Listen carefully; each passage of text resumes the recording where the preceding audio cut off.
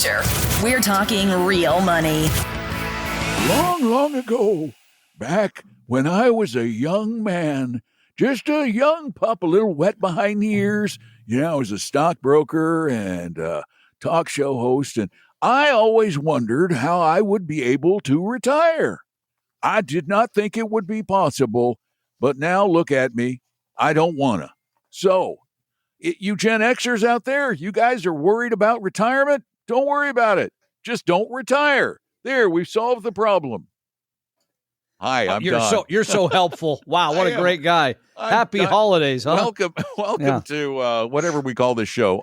Talking Real Money. I'm Don McDonald, along with Tom Cock, who is always laden with paper in his hands to talk about something during the course of this program. And I do believe the topic today is those Gen Xers worrying about being able to retire. Okay, I got to ask you a question. First of all, how old are Gen Xers? This surprised me. I don't know, 6, 8?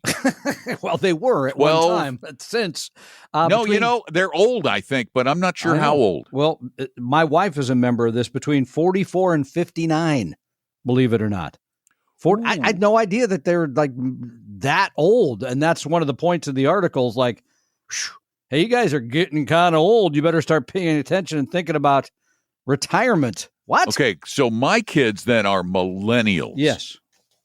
Okay. Yeah. Got it. Like mine. So yeah.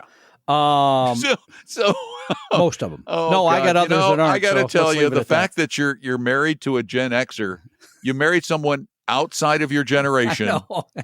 And I got kids spread across all the other ones. Almost young enough. Never mind. Not going to say it. Please. Not going to say it. Let's not make it worse. All right. That's the point of this podcast is not my personal life, which, many stones can be thrown. Did you didn't use a gun when you robbed that cradle, did you? I didn't. Okay, I didn't. Good. She's very happy because every time I look at the retirement numbers, she's like, number one, you're never going to retire. Number two, the numbers look good and I'll just have the money and just keep throwing the money for me. See you later. When you die, I'm set. I'm going to do whatever. I'm going to be sitting on a beach 24/7.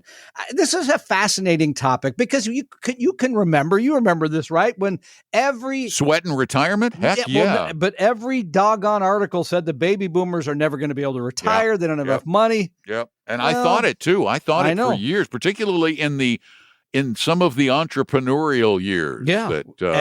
We've talked about this not that long ago. Where we had to put every penny we had into our businesses. Exactly. And staying alive.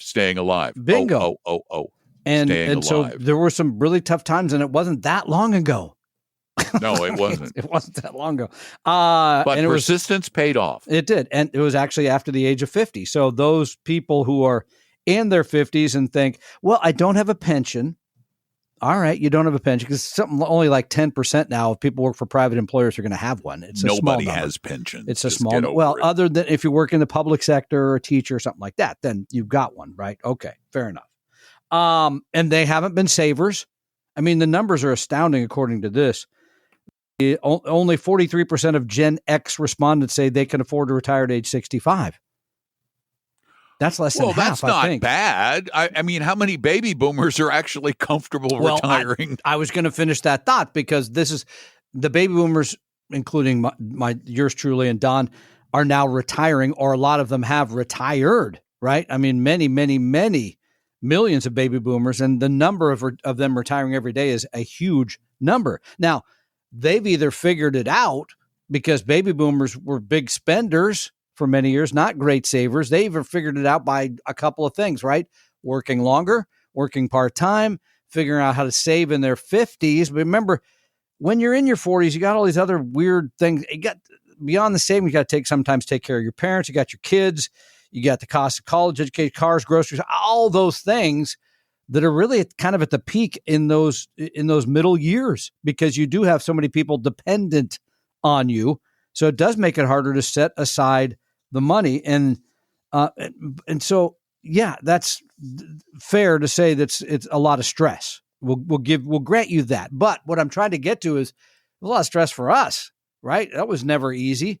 And somehow it worked out through as you said, in our case, entrepreneurial efforts, which you read that great piece in the Wall Street Journal the other day about how much better the United States is at that than the folks in Europe, even though we're no more academically inclined than, in fact, we're less than people in Europe, but it's worked out. But okay, but a couple of things to think about. If let's just say you're 50 and you haven't saved much, and according to this article, there's a shortfall in retirement savings of $6.5 trillion. I don't know where they come up with that number, but that's what I guess would it take to finance everybody's retirement into the future. But let's just say you haven't done anything. It's not too late at 50. No way. But people think it is. Exactly. And it isn't. And by the way, there's some facts to back this up. There was a study done on 3 generations and how much money they had at 30. The average wealth per person adjusted for inflation. Of course. Baby boomers adjusted for inflation did have 132,000 at age 30. At age 30. Gen X, though, is at 84. And millennials were the ones that they're able to, which is most of them now, 64. So they are behind, but they're not that far behind. No, they're not. And again, you can fix it. So there's a couple of fixes. If you're 50, you've got nothing. First of all, start. I run into a lot of people say, well, what investments am I going to be in? And I say, well, how much have you say? Well, no, I'm going to get to that. No. There's, yeah. What you want to do, what you want to do is count the number of days that have already passed, and then count the number of days that are likely to come. Yeah, I think. Yeah, you're not going to like the doing numbers. That. I don't like doing that. Frankly, makes me very sad. So yeah, you got to start. I would say, and if you're behind, you got to start in that 15 or 20% a year. You've got to really work hard. And you're in a time right now when you can do that work, because oftentimes new year, you can say, look, we're only going to spend this much on blank, fill in the blanks. You're going to have to tighten your belt a little bit, but you do it. Then, and this is the other part, you got to make the right investments from the moment you start. I see so many people in their 401ks that are either taking way too much risk and too concentrated a risk or no risk. I talked to a guy the other day, he's 53, has it all in a total bond fund. He said, I think isn't that the best place for me to be? Sure, if you want to make 3, 4, 5% a year. Yeah. But if you want to be relatively safe, yeah. It depends on what. It depends on you. Yeah. It all depends on you. I concur. So you got to do those things right at the beginning. Then you can get into the planning part. I personally think if you're over the age of 50, you should at least run the numbers. Yeah. And Don and I can tell you, yeah, it'll change. That number, it looked dim for me at 50, but it worked out. But you should at least know where it's a milepost, a benchmark. Let's find out where I am today. Well, actually, I just ran the odometer number on me. How many more days ahead of you? I've so far had 25,000 of them. Is that what you've had? 25,000? Yeah, 25,000 days. Odds are I've got between 5 and 8 left. That's it. Days? We better start recording. 5,000 to 8,000 days left. Oh, that's painful. Don't do that. I've already lived 5, 6 of your life or something. Yeah. So yeah. All right. Yeah. It's couple run other that things. number. Run that number. That will get you investing. That will get you investing. It might get me crying too. Have a calculation. Number 2. This is the other one. And it's in the article. Please stop worrying about Social Security. Please stop. I mean, your worrying isn't going to change anything. If you're worried about it, as we talked about this before the show, make a phone call to your Congress people. Yeah, right. Say, get this fixed. No, write them. That's more powerful. Yeah, it is way more. And by the way, writes letters. If you are worried, but let me just throw something in. You shouldn't worry about it, but if you must, then you have to save even more. So you need to get started at an even higher rate. Yeah, I think that's fair. So don't just sit there and say there won't be Social Security. Yeah. Well, okay, let's assume you're right. I don't think you're right, but let's assume you're right. What do you do to solve that? Oh, save more money. And by the way, the recent work in Congress about Social Security probably has nothing to do with you. It only had to do with government employees that have the offset. So it really doesn't impact you. So quit hand-wringing about it. Either, as you said, write the letter or build the plan and you can keep it in or out. Now, here's the other thing. And you and I are doing this right now. We are? Work longer. Well, both over the age of 65. We're working longer, though, I know. for a very different reason. That I like the work, but my sister brought it up once and started crying. She's like, "You once told me you're going to retire at like 60 and you're still working." I said, "Because I like it." Why did she cry? Because she felt bad because I'd said I was retiring at 60. Something I said 30 years ago probably is a lark. Well, probably because you were working way too hard for too little money, and you went, "I'm not going to keep doing this." May still be true, yeah. but the fact of the matter is, you may have to, and you may have to do it even part-time. Okay. Flexibility. This is something we talk a lot about. You may have to be flexible. Most people are going to need to do that. Oh, did you want me to respond to that? No, there was no question there. Please don't respond. No, please don't respond. Okay. I was just listening carefully. You choke on your turducken. We don't do a New Year's turducken. Oh, okay. I don't even know what we're going to do for New Year's. I don't either. So that's a good one. I'm not going to. I'm too old to be nursing a hangover, so that won't happen. That's one drink and there goes the evening.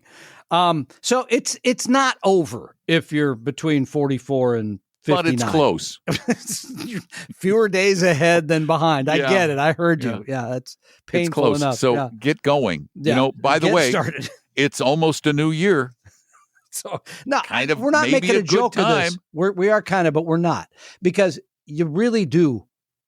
Every journey, what they say, starts with the first step. I mean, if you're going to do this, you got to do it. I'm really trying to get deep here in the new year. So deep in something. So get going. Quit hand ringing.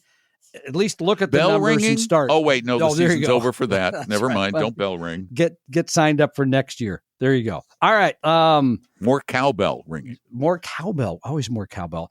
Time for a couple questions here. This one comes from Ron in Vinton, Virginia. Okay. Says, I'm ready.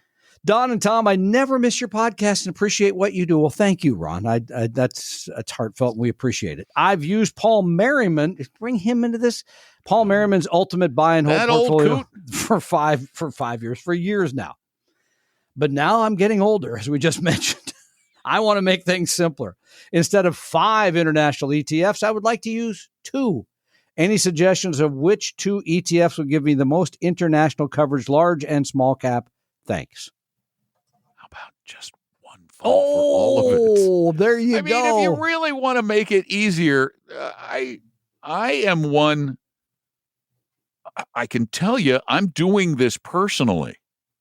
I am reducing the number of ETFs I own in my portfolio. Simplifying. Because, one of the reasons is in my taxable account. I'm not talking about my non-taxable. That doesn't really matter. In my taxable account, rebalancing ends up being somewhat costly. This year, I had to move a lot of money, a lot of profits from the bigger blue chip companies, and that meant capital gains. However, I am starting to move toward, get this, all my equity portfolio in AVGE. Reason being, they rebalance without capital gains. Yeah, and they do it for you. You don't have to do it. I don't have to do it. Why should I work so hard? Bingo. So I honestly, Ron, if you want to make it simple. We love Paul, but why not just get rid of all the funds? And one of the things we've learned over the years is very few of you will actually do a 10-fund portfolio. It's hard to do. It takes a lot of work. Even a 5. It's confusing. Yeah. Even a 5. I agree. So that's what I would do. But by the way, if you're going to go international, just, again, go to one of those that lean small value and get a DFA international ETF or an Avantis international ETF. And you can look them up. I don't remember the tickers. I don't remember the tickers either, but that's what I would do, because they give you the small value tilt without you having to go, all right, I need a large value. I need a large growth, and I need a large value, and I need a small growth and a small value and an emerging. No, just get those through a broadly diversified fund. Yeah. ETF. Okay. Good. All right. David writes from Renton, Washington. I know Renton. And by the way, as an aside, Roxy Butner, who's been on this podcast many times, made the Friends of Renton Facebook page. Somebody just wrote her and said, hey, you were just on. Mm-hmm. That's random, but she's a friend of Renton? Apparently so. The whole town? They love her. I'd be a little worried about my reputation if I was a friend of the whole town. Friend of entire town of Renton. Roxy's a friend of the town. David says, congratulations. I was joking, Roxy. That's funny. I'm retired from teaching at a technical college. My retirement portfolio is self-directed and invested at TIA. I recently met an advisor who made some recommendations, but I couldn't wrap my head around the fee structure. I was told the advisor was a fiduciary and then sent some disclosures that said in fine print there was a conflict of interest with some products. Could I have read that wrong? Can you explain their fee structure? And remember, TIA is the Teachers Insurance and Annuity Association, so from which they sprung. Annuity? Now that sounds bad, but they were set up to help teachers with low-cost products. So what they did is apparently they gave you their Form ADV, which they're required to do, because they are an advisor, registered investment advisor, and they are a broker-dealer. As both, they do have a conflict of interest because they will act as a broker-dealer. If they sell you an annuity, they act as an insurance agent. If they sell you mutual funds that have commissions or 12B1 fees, they're collecting fees. So it really depends on what they sell you. And that's why we try to make the differentiation between fiduciary advisors and 100% fiduciary advisors. Because in this day and age, pretty much, unless they're an insurance firm, they're almost every firm is a fiduciary. Whether they're 100% or not, though, is in question. And I believe that the numbers haven't changed much since 2015 when MarketWatch said 1 out of 100 advisors are 100% fiduciaries. It's very few. It's a small number, and you're not going to get that from TIA. I don't believe. You could. It is possible. Yeah. But they can be both. So... Okay, but so going back, you got to be careful. He was told they're fiduciary, then he finds out that there's these disclosures. Right. What now? And what about the fees? I looked up their fees. It looks competitive on the management side, but again, I don't know what level of service they're providing for that. Does that mean you have your own advisor? Does that mean they're writing a plan for you? Does that mean they're doing all the things you need to do in retirement about distributions and all that? That's the part I'm not sure. It doesn't look like it because I'm reading their CRS, their client relationship summary, which everybody has to give you. And it says that basically it's saying that they have an asset-based fee, but it's not talking anywhere about planning services in there. So it sounds like they do an asset-based fee and or brokerage commissions and or insurance commissions and the investment expenses on top of that and potentially transaction fees too. They can, and they state it in black and white. In fact, let me just read it, okay? In the fee section, it says for plans, general administrative expenses and investment expenses. That doesn't sound like they're doing a full plan. Listen how they're phrased, Tom. They're not saying a planning fee. It's general administrative and investment expenses. Brokerage accounts, account fees, brokerage commissions. Never like hearing that word. Yeah, investment expenses, transaction fees. And it says important. You are charged more when there are more trades in your account. Really? Huh. And I will say something to that, by the way. In today's world, I think everybody should be using exchange traded funds, and there are no commissions there. Period. No, that could be transaction fees, though. Well, we don't have any. I'll put it that way. No, but they could have them. Yeah.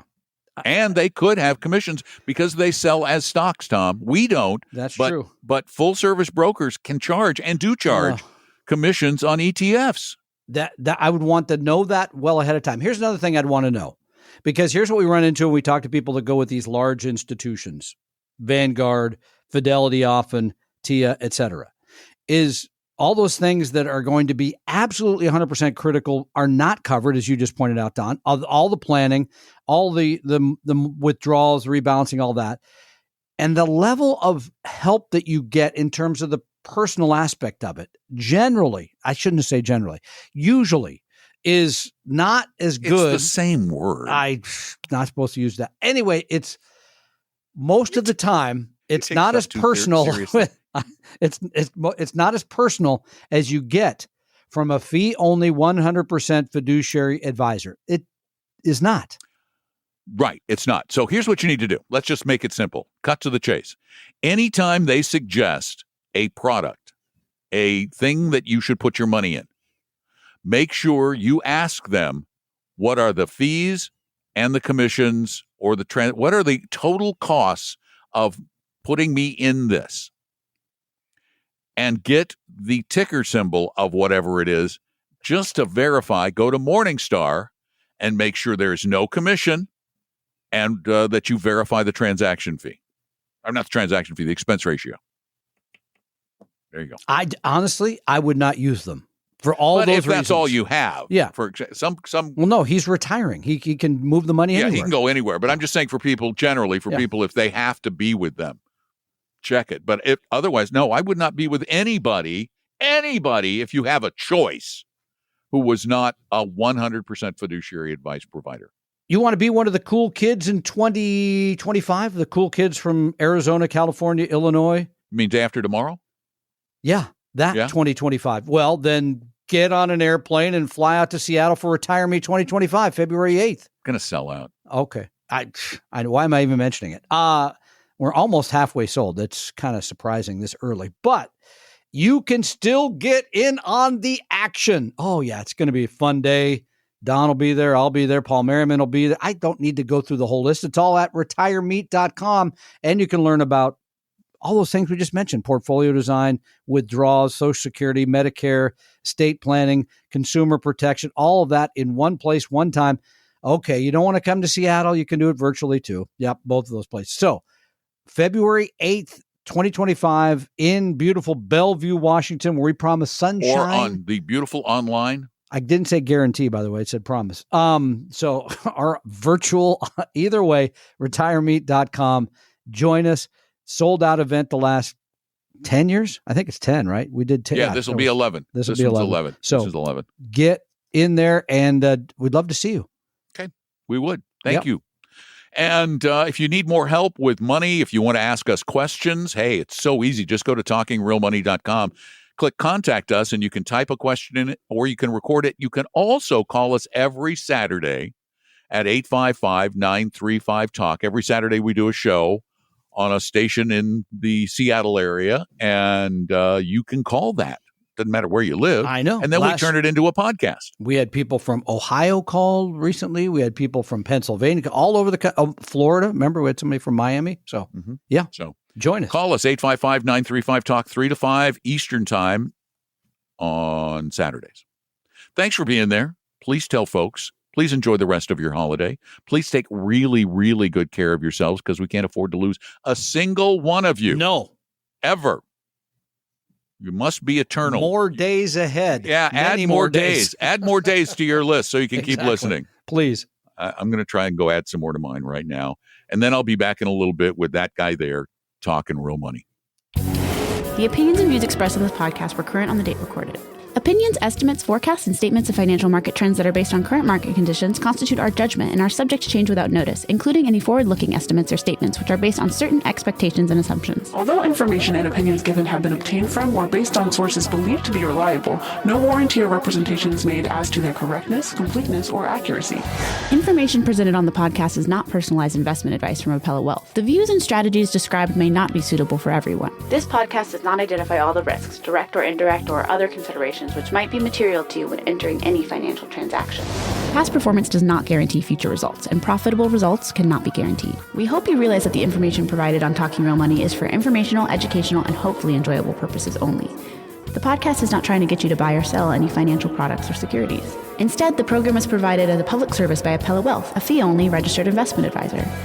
Please see Appella Wealth's ADV Part 2A on our website for information regarding Appella's fees and services. Appella Capital, LLC, DBA Appella Wealth, is an investment advisory firm registered with the Securities and Exchange Commission. The firm only transacts business in the states where it is properly registered or excluded or exempt from registration requirements. Registration with the SEC or any state securities authority does not imply a certain level of skill or training. Appella does not provide tax or legal advice, and nothing either stated or implied here should be inferred as providing such advice. Thanks for listening, and please visit TalkingRealMoney.com for more information and important disclosure related to performance of any specific index or fund quoted in this podcast. I think I need a nap.